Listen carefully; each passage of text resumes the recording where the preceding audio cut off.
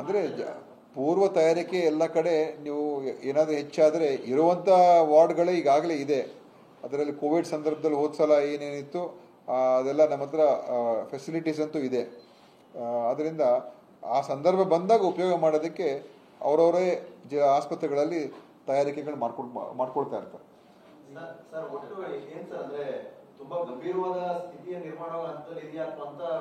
ನನಗೇನು ಆ ಥರ ಅನ್ನಿಸ್ತಾ ಇಲ್ಲ. ಯಾಕೆಂದರೆ ಈಗ 47 ಪ್ರಕರಣಗಳಲ್ಲೂ ಕೂಡ ಯಾರು ICUಗೆ ಹೋಗುವಂಥದ್ದು ಅಥವಾ ವೆಂಟಿಲೇಟರ್ ಮೇಲೆ ಹೋಗುವಂಥದ್ದು ಅಥವಾ ಅವರಿಗೆ ಆಕ್ಸಿಜನ್ನಿನ ಸಪೋರ್ಟ್ ಬೇಕಾಗಿರುವಂಥದ್ದು ಅದು ಕೂಡ ಎಲ್ಲೂ ಕಂಡು ಬರ್ತಾ ಇಲ್ಲ. ಈ 47 ಕೇಸಸ್ ಏನಿದೆ ಕೋವಿಡ್ ಆಕ್ಟಿವ್ ಕೇಸಸ್ಸು, ಅದರಲ್ಲಿ ಮನೆಯಲ್ಲೇ 46 ಜನ ಇದ್ದಾರೆ. 46 ಜನ ಅವ್ರ ಮನೆಗಳಲ್ಲೇ ಇದ್ದಾರೆ, ಹೋಮ್ ಐಸೋಲೇಷನಲ್ಲಿ ಇದ್ದಾರೆ ಅಷ್ಟೇ. ಬೇರೆ ಇನ್ನೇನು. ನನ್ನ ಬಿಸ್ನೆಸ್ಗೆ GST ನೋಟಿಸ್ ಬಂದಿದೆ, ಏನ್ ಮಾಡ್ಬೇಕು ಅಂತ ಗೊತ್ತಾಗ್ತಿಲ್ಲ. ಇಮಿಡಿಯೇಟ್ಲಿ ಒಬ್ಬ GST ಎಕ್ಸ್ಪರ್ಟ್ ಹತ್ರ ಮಾತಾಡು. ಎಲ್ಲಿ ಹುಡುಕೋದು? ಬಾಸ್ ವಾಲಾ ಬಿ ದ ಬಾಸ್. ಅವ್ರಿಗೆ ವಿಶೇಷವಾದಂಥ ಏನು ಯಾವುದೇ ರೀತಿಯ ಚಿಕಿತ್ಸೆ ನೀಡ್ತಕ್ಕಂಥದ್ದು ಏನಿಲ್ಲ. ಆದ್ದರಿಂದ ಈ ಒಂದು ಲಕ್ಷಣಗಳು ನೋಡಿದಾಗ ಇದು ಭಾಳ ತೀವ್ರವಾಗಿದೆ ಅಂತ ನಾವು ಹೇಳೋಕ್ಕಾಗ್ತಾ ಇಲ್ಲ.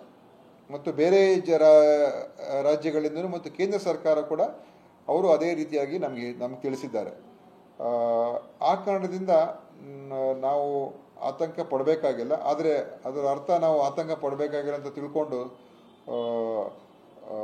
ಎಚ್ಚರಿಕೆಯಿಂದ ಇರಬಾರ್ದು ಅಂತ ನಾನು ಹೇಳೋದಿಲ್ಲ. ಎಚ್ಚರಿಕೆಯಿಂದ ಇರೋಣ, ಇನ್ನೂ ಸ್ವಲ್ಪ ದಿವಸ ನೋಡೋಣ, ತದನಂತರ ಮುಂದಿನ ತೀರ್ಮಾನ ತಗೊಳ್ಳೋಣ.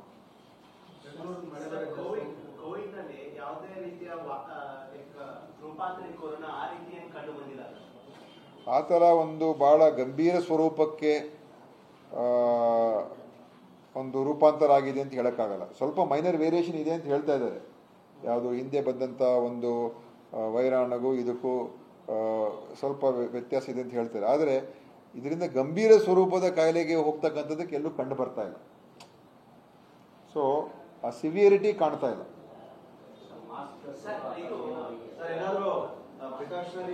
ಪ್ರಿಕಾಷನ್ ನಾನು ಮೊನ್ನೆ ಹೇಳಿದ್ದೆ ಅಷ್ಟೇನೆ, ಇನ್ನೇ ಅಂದರೆ ಬದಲಾವಣೆ ಏನಿಲ್ಲ.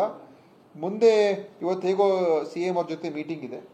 ಮೀಟಿಂಗ್ ನಂತರ ಎಲ್ಲರೂ ಕೂಡ ಮತ್ತೆ ಚರ್ಚೆ ಮಾಡ್ತೀವಿ. ಅಲ್ಲಿ ಎಕ್ಸ್ಪರ್ಟ್ಸ್ನು ಕೂಡ ಕರೆಸಿದ್ದೀವಿ.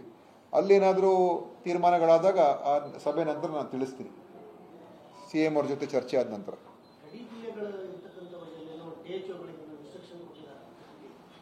ಯಾವುದೇ ರೀತಿಯ ಓಡಾಟಕ್ಕೆ ಅಲ್ಲಿಂದ ಇಲ್ಲಿಗೆ ಬರೋದಕ್ಕೆ ನಿಯಂತ್ರಣ ಮಾಡುವಂಥದ್ದು ಏನೂ ಇಲ್ಲ. ಎಲ್ಲೂ ಕೂಡ ನಾವು ಅಲ್ಲಿ ಅದಕ್ಕೆ ಮುನ್ನೆಚ್ಚರಿಕೆ ಅಂತ ಏನು ಆ ಥರದ ಕ್ರಮಗಳೇನಿಲ್ಲ. ಯಾಕಂದರೆ ಜನ ಓಡಾಡ್ಬೋದು, ಯಾವುದೇ ಅದಕ್ಕೆ ಸಂಚಾರಕ್ಕೆ ಅಡ್ಡಪಡಿಸ್ತಕ್ಕಂಥ ಏನೂ ಇಲ್ಲ. ಮತ್ತು ಕೇರಳದಿಂದ ಕರ್ನಾಟಕಕ್ಕೆ ಬರಬಾರ್ದು, ಕರ್ನಾಟಕದಿಂದ ಕೇರಳಕ್ಕೆ ಹೋಗಬಾರ್ದು ಅಥವಾ ಮಹಾರಾಷ್ಟ್ರದಿಂದ ಬರಬಾರ್ದು, ಆ ಥರ ಯಾವುದೂ ಕೂಡ ಇಲ್ಲ.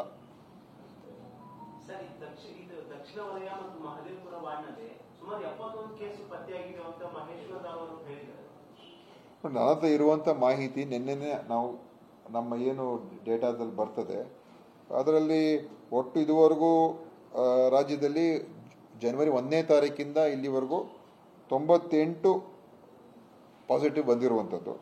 ಅದರಲ್ಲಿ 50 ಜನ ಡಿಸ್ಚಾರ್ಜ್ ಆಗಿ ಹೋಗಿದ್ದಾರೆ. 47 ಮಾತ್ರ ಕೋವಿಡ್ ಆಕ್ಟಿವ್ ಕೇಸಸ್ ಪಾಸಿಟಿವ್ ಇರೋರು ಈಗಿದ್ದಾರೆ. ಆ 47ರಲ್ಲಿ ಬಹುತೇಕ ಎಲ್ಲರೂ ಕೂಡ ಅವ್ರ ಮನೆಗಳಲ್ಲಿ ಇದ್ದಾರೆ. ಯಾರು 46 ಜನ ಮನೆಯಲ್ಲಿ ಹೋಮ್ ಐಸೋಲೇಷನ್ ಇದ್ದಾರೆ. ನಾನು ಈಗಾಗಲೇ ಮೊನ್ನೆ ಹೇಳಿದ್ದೀನಲ್ಲ, ಯಾರು ಮಾಸ್ಕ್ ಕಡ್ಡಾಯವಾಗಿ ಹಾಕೋಬೇಕು ಅಂತ ಹೇಳಿದ್ರೆ, ಯಾರಿಗೆ ಹೆಚ್ಚು ವಯಸ್ಸಾಗಿ ಅವ್ರಿಗೆ ಇಮ್ಯುನಿಟಿ ಕಮ್ಮಿ ಇರ್ತಕ್ಕಂಥವ್ರಿಗೆ, ಬಾಣಂತಿಯವ್ರಿಗೆ ಮತ್ತು ಚಿಕ್ಕ ಮಕ್ಕಳು ಅಂಥವ್ರಿದ್ದರೆ, ಜನ ಹೆಚ್ಚಿರುವಂಥ ಪ್ರದೇಶಗಳಿಗೆ ಹೋದಾಗ ಅಲ್ಲಿ ಮಾಸ್ಕ್ ಹಾಕೊಂಡು ತಿರುಗಾಡೋದು ಒಳ್ಳೇದು. ಅದು ಕಡ್ಡಾಯ ಮಾಡಿದ್ದೀವಿ. ಅದು ಬಿಟ್ಟರೆ ಬೇರೆ ಇನ್ಯಾರು ಕೂಡ ನಾವು ಕಡ್ಡಾಯ ಮಾಡಿಲ್ಲ. ಸ್ಕೂಲ್ ಇನ್ನೂ ನೋಡೋಣ, ಅದು ಹೇಳಿದ್ನಲ್ಲ, ಇನ್ನೂ ಒಂದು 3-4 ದಿವಸ ಸ್ಟಡಿ ಮಾಡ್ತೀನಿ, ನೋಡೋಣ. ಇವತ್ತು ಕೂಡ ಸಭೆ ಇದೆ. ಅದರಿಂದ ಸ್ಕೂಲ್ಗಳು ಮುಚ್ಚೋದು, ಸ್ಕೂಲ್ನ ಮುಚ್ಚಬೇಕು ಅಂತ ಎಲ್ಲೂ ಕೂಡ ಆ ಥರ ಏನಿಲ್ಲ. ಕೇಂದ್ರದಿಂದ ಕೂಡ ಆ ಥರ ಗೈಡ್ಲೈನ್ಸ್ ಇಲ್ಲ, ಯಾವ ರಾಜ್ಯದಲ್ಲೂ ಕೂಡ ಆ ಥರ ಮಾಡಿಲ್ಲ. ಅದರಿಂದ ನಾವು ಏನೇ ಮಾಡೋದಕ್ಕೆ ಮುಂಚೆ ತಜ್ಞರ ಅಭಿಪ್ರಾಯ ಮತ್ತು ಎಲ್ಲ ವರದಿಗಳನ್ನು ನಾವು ತೆಗೆದುಕೊಂಡೇ ತೀರ್ಮಾನ ಮಾಡ್ತೀವಿ.